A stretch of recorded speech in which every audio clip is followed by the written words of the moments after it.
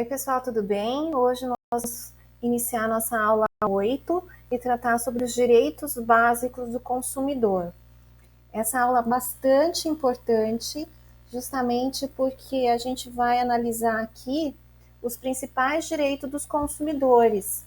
E vocês vão ver que o artigo 6º, que é justamente o artigo que nós vamos tratar, ele tem bastante implicância nos demais artigos do CDC, né, nas outras partes que tratam sobre responsabilidade do fornecedor, sobre publicidade, sobre práticas comerciais, práticas contratuais. Então, ele é bastante interessante. A gente vai começar assistindo um vídeo bem curtinho sobre uma reflexão, né, em razão do papel que o consumo tem nas nossas vidas no mundo atual. Vamos assistir, então.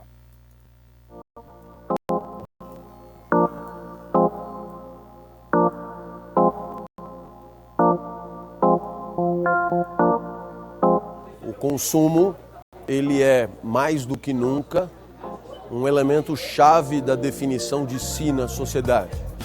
E a definição de si é condição de uma certa existência social. Em algum momento da nossa história, a gente se definia pela família a que pertencia. Em outros momentos mais recentes da história, pelo fazer, né, pela prática, ou mesmo pela empresa onde trabalhávamos. Hoje, a nossa identidade é sobremaneira marcada por aquilo que consumimos. Ao consumir, comunicamos a todos nossas práticas de consumo. E esse é o tipo de informação de que todos precisam para saber quem somos, para identificar nosso estilo de vida e decidir se vão se relacionar conosco ou não. Então, nesse sentido, a existência social depende muito do consumo como forma particular de comunicação cultural.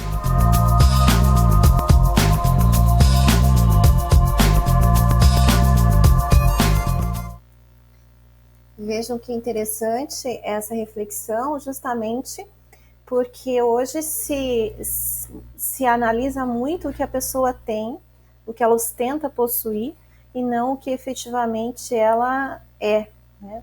Então, o seu caráter, enfim, isso é muito comum quando você vê uma pessoa muito bem vestida, com um celular de última geração. Normalmente se tem uma boa impressão a respeito dessa pessoa.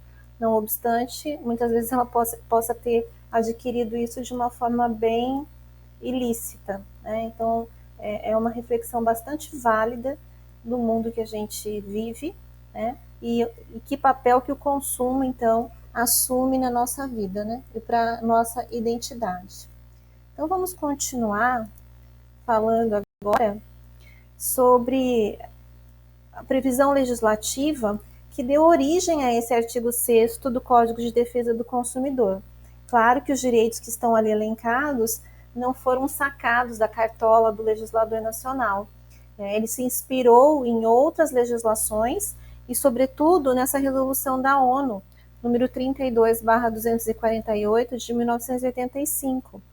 Nessa resolução foram elencados os principais direitos do consumidor, como, por exemplo, direito à segurança, direito à escolha do que e de quem consumir, direito à informação, direito de ser ouvido, direito à indenização pelos danos sofridos em razão do consumo de produtos ou serviços, direito à educação para o consumo e direito ao meio ambiente sustentável, ao meio ambiente saudável, né, e sustentável. Então, a partir dessa resolução e dos direitos ali elencados e também de outros códigos previstos no direito alienígena, né, no direito estrangeiro, foi que o nosso legislador, então, criou, né, e especificou o conteúdo do artigo 6º do CDC. Então, primeira observação é que se trata de um rol não exaustivo, né, o artigo 6º, ou seja, o consumidor pode ter outros direitos espalhados pelo próprio Código de Defesa do Consumidor, que não estão previstos ali no artigo 6º, como também uma outra legislação, que não seja o CDC, pode também trazer outros direitos ao consumidor, como ocorre, por exemplo, no Estatuto do Idoso, né, onde se prevê lá que o idoso tem direito a não ser discriminado, né, nas relações de consumo em razão da sua idade. Então, é um direito que está previsto não na norma consumerista, né, mas em uma outra norma. Antes da gente falar especificamente do artigo 6º, acho interessante a gente tratar do artigo 7º, que fala justamente sobre o papel, né, a comunicação que o CDC tem em relação a outras legislações. Com relação a isso, vou fazer a leitura do artigo 7º para a gente conversar. Olha só, os direitos previstos neste Código não excluem outros decorrentes de tratados ou convenções internacionais de que o Brasil seja signatário da legislação interna ordinária de regulamentos expedidos pelas autoridades administrativas competentes, bem como dos que derivem dos princípios gerais do direito, analogia, costumes e equidade. Vejam só como esse artigo 7º, ele é bem específico no sentido de dizer, olha, o que está aqui previsto não impede que se reconheçam outros direitos aos consumidores, né, presentes em outras normas. Né, aí ele elenca de forma exemplificativa convenções, legislação interna ordinária, regulamentos expedidos por autoridades, como a Secretaria Nacional do Consumidor, como as agências reguladoras. Então, veja, esse artigo 7º, ele é bastante rico nessa possibilidade de diálogo entre as fontes normativas.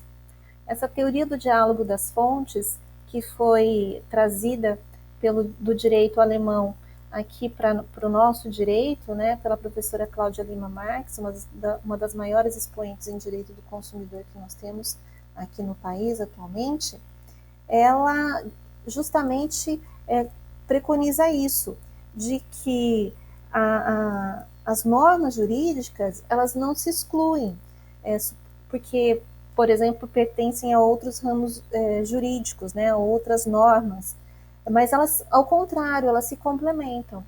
Então, sempre que for possível essa complementação entre as normas jurídicas, claro, sempre visando um maior benefício, um entendimento mais favorável ao consumidor.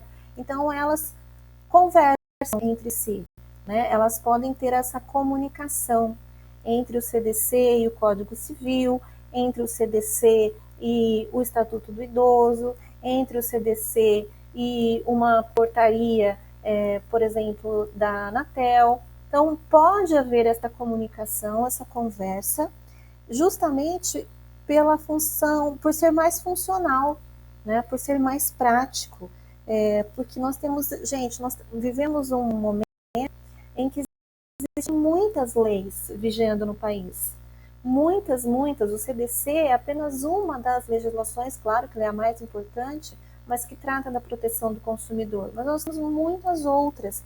Então, justamente, esse artigo 7º, ele permite que se faça essa solução sistemática, né? Ou seja, das normas que o próprio sistema possui. Então, nós temos que fazer esse diálogo, essa conversa, sempre que possível, sempre que não houver conflitos principiológicos, né?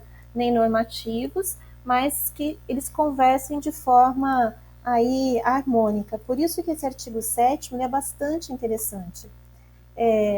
Na verdade, seria uma tentativa do legislador de expressar a necessidade de uma aplicação coerente das leis de direito privado que coexistem atualmente no sistema. Então, por isso que esse artigo 7º é bastante interessante. É uma cláusula de abertura justamente porque permite a entrada de outras normas, né, de outras fontes normativas no sistema consumerista, justamente visando aí uma proteção maior para o consumidor, ok? Então, acho que E em resumo, é claro que daria para a gente conversar muito mais, né, sobre esse artigo 7º, perdão, mas acredito que seja esse o principal, assim, uma síntese, né, mais precisa a respeito do teor desse artigo aí, tá bom? Então vamos lá. Deixa eu só continuar aqui e seguimos. Então vamos lá. Os direitos básicos do consumidor, isso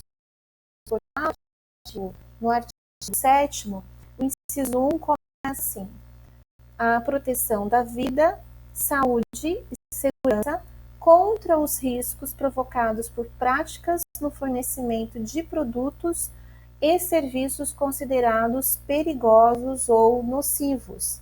Então veja, pessoal, o que existe é uma proteção à vida, à saúde e à segurança do consumidor. Nesse sentido, nós devemos, então, verificar qual foi o objetivo aqui do fornecedor, do legislador. Foi prevenir que os consumidores sofram danos à sua incolumidade física e ou psíquica causada por produtos ou serviços defeituosos colocados no mercado de consumo. Então, com certeza, foi esse alvo, né? É claro que existem produtos e existem serviços que, por sua própria natureza, pessoal, eles possuem riscos, né? Eles possuem certo grau de periculosidade, como o caso dos inseticidas, como o caso de determinados medicamentos, como o caso de agrotóxicos, fogos de artifício. Eles trazem em si uma periculosidade inerente, mas é da própria natureza desses produtos. Por isso que eles podem estar no mercado de consumo, mas em relação a eles, a lei exige que o fornecedor traga uma informação muito mais ostensiva, muito mais clara, muito mais cuidadosa a respeito dos riscos, né, e dos cuidados que o consumidor deve ter no manuseio, né, na utilização desses produtos e desses serviços. Então, veja, é direito do consumidor ser protegido, né? Na verdade, o interesse maior é a prevenção do dano, né? É justamente colocando no mercado de consumo somente produtos e serviços com qualidade, né? Com qualidade, com segurança. Então, quais medidas que devem ser tomadas pelo fornecedor em relação a esses produtos que são mais que têm uma periculosidade mais inerente, como nós já falamos? Essas medidas estão previstas lá no artigo 9º do CDC, que é informar de maneira ostensiva e adequada a respeito da nocividade ou periculosidade do produto ou do serviço. E se porventura, pessoal, algum produto ou algum serviço se mostrar nocivo posteriormente à sua entrada no mercado de consumo, ou descobrir essa periculosidade, essa nocividade, depois que ele já está no mercado de consumo, é obrigação do fornecedor informar isso ao consumidor, inclusive promover a retirada desses produtos do mercado e, sempre que possível, fazer ali o conserto, né? Fazer ali a troca, a substituição de eventuais peças que possam estar deixando aquele produto perigoso, que é o que a gente conhece como recall, né? Que é justamente esse chamar de volta os consumidores que adquiriram, por exemplo, veículos que estão lá com um problema de câmbio, de cinto de segurança, porque tem ali algum defeito de fabricação. Então, eles são chamados de volta para fazer a substituição dessas peças. Mas sobre o recall a gente vai conversar de forma mais detalhada nas próximas aulas. Como que se dá, então, a efetivação desse direito à vida, à saúde e à segurança, né, previsto aí no inciso 1? Se dá através do reconhecimento da responsabilidade civil objetiva do fornecedor. Então, o fornecedor ele vai responder, independentemente de culpa, pelos vícios, né, pelos defeitos que o seu produto ou o seu serviço possa colocar possa pôr em risco o consumidor. Então, justamente, é através do reconhecimento de que, independentemente se ele agiu culposamente ou não, ele assume o risco da sua atividade e, portanto, qualquer dano à incolumidade física ou psíquica do consumidor em razão de um produto ou de um serviço defeituoso será responsabilidade do fornecedor. Inclusive, é considerado crime, né, a colocação no mercado de consumo desses produtos ou desses serviços.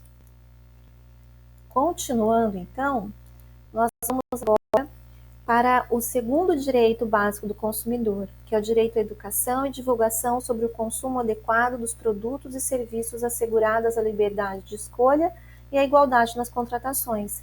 Então, qual é o direito aqui assegurado? Direito à educação, direito à liberdade de escolha e direito à igualdade nas contratações. De que forma? Bom, começando com a educação, o que se requer aqui do fornecedor e do Estado também, porque também é um dever do Estado, não é meramente a inclusão da educação do consumidor dentro do ensino formal, como uma disciplina, como uma matéria lá no ensino fundamental, no ensino médio, que seja. Não é só isso, isso também é importante, mas também é educar o consumidor com relação àquilo que for mais adequado para ele, educá-lo a consumir de forma mais inteligente, de forma mais consciente, educá-lo inclusive financeiramente. Né? A educação financeira do consumidor é extremamente importante para evitar o endividamento e o superendividamento do consumidor, que é um problema gravíssimo que nós enfrentamos atualmente. Né? Nós temos aí contratos de crédito consignados e outras formas de créditos oferecidos no mercado de consumo, em que o consumidor ele está se superendividando justamente por lhe faltar essa educação, essa consciência da regulação da sua vida financeira. Então, esse dever de bem educar o consumidor é um dever que pertence aos fornecedores, que podem fazer isso de várias formas, né, com campanhas publicitárias, enfim, através de material educativo nos próprios produtos, e também ao Estado, né, justamente inserindo a educação ao consumidor dentro aí do ensino básico, do ensino fundamental, certo? Então, o que nós não podemos é deixar o consumidor consumir de forma aleatória, sem poder exercer com consciência o seu consumo, né?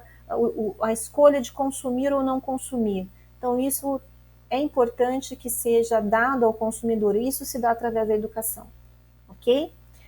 E também a forma como ele vai exercer os seus direitos, né? Se ele possui ou não direitos, quais são esses direitos, de que forma, né, buscar esses direitos, isso também se dá através da educação. Outro direito assegurado nesse inciso 2 é o direito à liberdade de escolha. E liberdade de escolha, gente, nós só temos com informação adequada. Né? Então, é com uma publicidade verdadeira, uma publicidade clara, transparente, informando adequadamente os consumidores a respeito dos produtos, da qualidade, das características, né, do preço de produtos e serviços. Então, esse é um papel muito importante da publicidade, né, feita pelos fornecedores, que garantem, então, que o consumidor possa exercer a liberdade de escolher aquilo que for melhor para ele, né, aquilo que for mais adequado, a decidir pelo consumo ou não de determinado serviço com base em informações claras, informações transparentes, informações verdadeiras. Né? Outra forma de garantir a liberdade de escolha é justamente garantir a livre concorrência, para que nós tenhamos vários fornecedores, né, fornecendo produtos, né, semelhantes, que possam ter qualidades melhores, com preços mais acessíveis. Então, a liberdade também, a livre concorrência é bastante importante para isso. E outro direito também aí, previsto no artigo 2º, no inciso 2, perdão, é a igualdade nas contratações. Essa igualdade justamente o direito que os consumidores têm de não serem discriminados nas contratações, né, nos contratos de consumo. Então, não serem discriminados em razão da idade, em razão do sexo, em razão de crença, enfim, seja qual for o motivo. Isso é muito importante, principalmente, eu coloquei aqui esse iconezinho ali, né, do idoso, porque ocorrem hoje, principalmente nos contratos de planos de saúde, aquele reajuste em razão da faixa etária, né? Então, os planos de saúde têm várias faixas etárias e que conforme as pessoas vão alcançando aquela faixa etária, vai havendo um reajuste, né? Isso é previsto em lei e também previsto no contrato. Só que quando acontece aquele último reajuste lá com 59 anos, quando ele vai completar 60 anos, normalmente se tem um reajuste abusivo, né, um reajuste muito alto no valor da mensalidade que é paga, né, no plano de saúde. E isso acontece justamente por uma única razão, pela questão da idade do consumidor, né? Então, o próprio STJ tem considerado abusiva a cláusula contratual que preveja esse reajuste quando ele for um reajuste muito acima daquilo que seja considerado razoável. Tem reajuste, por exemplo, de 60%, 50% no valor da mensalidade, só pelo simples fato dele passar da faixa etária, né, passar para os 60 anos. Então, isso é uma discriminação muito prejudicial para o consumidor. Eu deixei aqui esse QR Code para vocês, justamente que é de um artigo no Conjura, onde fala da ilicitude, né, desse reajuste nos planos de saúde com base unicamente, né, na idade do consumidor.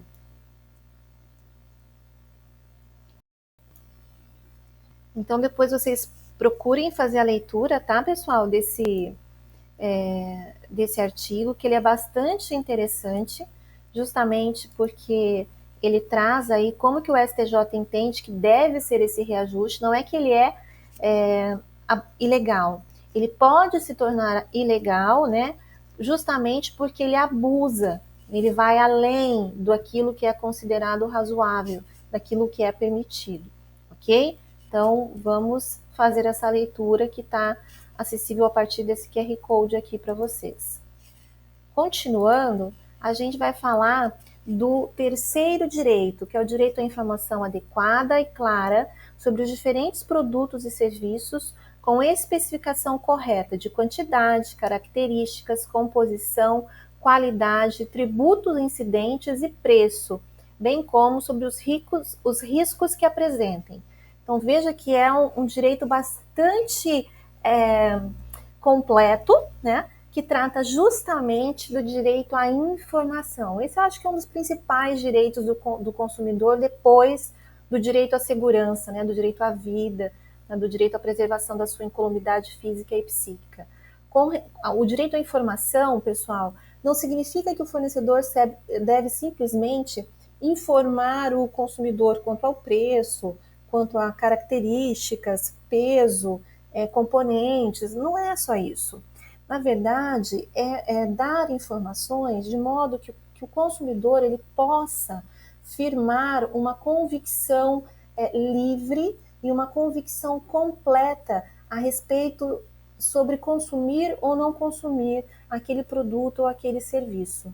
Então, isso é baseado principalmente no princípio da boa-fé objetiva. A boa-fé objetiva é justamente, ela se traduz em uma das suas várias significações, nesse dever de agir com lealdade, de agir de forma transparente. E como é que isso se traduz também?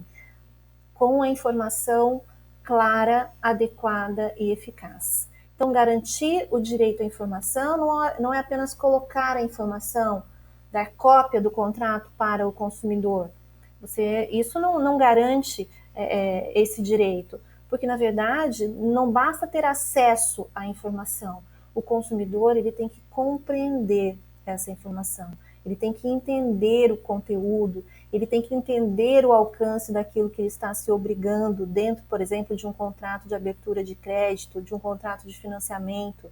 Quais são as suas obrigações? quais são as consequências se ele não cumprir aquele contrato, quanto que ele vai pagar de juros, quanto que ele vai pagar de encargos. Então, é exatamente essas informações que devem vir de forma clara e transparente, e não em termos técnicos que o consumidor não consiga entender, ainda que ele leia. Né? Falar em juros compostos, em tabela price, para um consumidor leigo, isso é quase grego, ele não entende. Então, dar uma cópia do contrato com esse conteúdo é o mesmo que não fornecer nada. É explicar, né? É ter uma relação transparente sobre aquilo que está sendo efetivamente adquirido pelo consumidor. Aí eu trouxe uma afirmação e eu esqueci de colocar aqui o autor, salvo engano, é o professor Flávio Tartucci, que informação clara, adequada e eficaz, ela é apta a oportunizar ao consumidor o conhecimento de todas as características do produto ou serviço a ele oferecido, das condições do negócio, assim como dos riscos e consequências da contratação. Sobrou um S ali. Então, é isso que é informação adequada, né? Isso que é informação que se requer do fornecedor. Não é, então, simplesmente jogar essa informação para o consumidor e ele que se vire com isso. Não, ela é muito mais ampla, né, do que somente isso, ok? Então, é um direito muito, muito importante, com certeza é um dos principais direitos do consumidor. Vamos aqui falar agora do inciso 4º, que vai ser o último inciso que nós vamos tratar nessa aula, e os outros nós vamos deixar para a nossa próxima aula. O inciso 4º diz o seguinte, que é direito do consumidor a proteção contra publicidade enganosa e abusiva, métodos comerciais coercitivos ou desleais, bem como contra práticas e cláusulas abusivas ou impostas no fornecimento de produtos e serviços. Aqui o direito a ser protegido é contra qualquer tipo de abuso, seja um abuso praticado antes da contratação, como por exemplo na própria publicidade, né, a hora que se oferta o produto, como também abusos ocorridos durante e após a contratação. Então, o que se requer aqui é, novamente, proteger o consumidor. E a publicidade enganosa é aquela publicidade mentirosa, é aquela publicidade que afirma algo que o produto não é, ou que ele não tem a capacidade de oferecer. E ela é abusiva quando ela é discriminatória, quando ela discrimina o consumidor em razão da sua crença, em razão da sua idade, como acontece com as crianças e com os idosos, que incita a violência, que incita o medo, a superstição. Então, essa publicidade ela é considerada ilícita, né? Por isso que ela é taxada, né, como publicidade enganosa ou abusiva e é proibida. E também, aqui nesse inciso, se pretende proteger o consumidor de práticas e cláusulas contratuais abusivas. Práticas abusivas, como tem acontecido agora durante o período da pandemia do coronavírus, em que muitos fornecedores de produtos como álcool em gel têm colocado os preços, têm aumentado de forma astronômica o preço desses produtos, simplesmente em razão porque aumentou-se a demanda. Então, no momento que é de se unir, né, de se solidarizar com as pessoas que estão adquirindo esses produtos justamente para cuidar, zelar da sua saúde, esses fornecedores estão se aproveitando para oferir lucro. Então, isso é uma prática enganosa, isso é uma prática abusiva, né? Esse aumento do preço sem ter uma razão de ser. Diferente se ele aumenta o preço porque o insumo subiu demais. Aí tudo bem, ele tem uma justificativa para subir o preço, mas subir simplesmente porque está tendo mais procura é com certeza uma prática abusiva, certo? E aí, as cláusulas abusivas, que aí são aquelas que estão presentes no contrato, elas exigem do consumidor prestações desproporcionais ao valor da aquisição do produto ou do serviço, ou tentam anular, tentam suprimir normas legais de proteção ao consumidor. Com relação às cláusulas abusivas, nós vamos estudá-las de forma bem mais detalhada quando nós chegarmos no artigo 51 do CDC, que lá traz um rol exemplificativo dessas cláusulas, e nós temos também algumas portarias da Secretaria de Direito Econômico do Ministério da Justiça que também trazem ali algumas listas de cláusulas consideradas abusivas, ok? Pessoal, então nós vamos parando por aqui e na próxima aula nós daremos continuidade aos direitos dos consumidores, ok? Até mais então.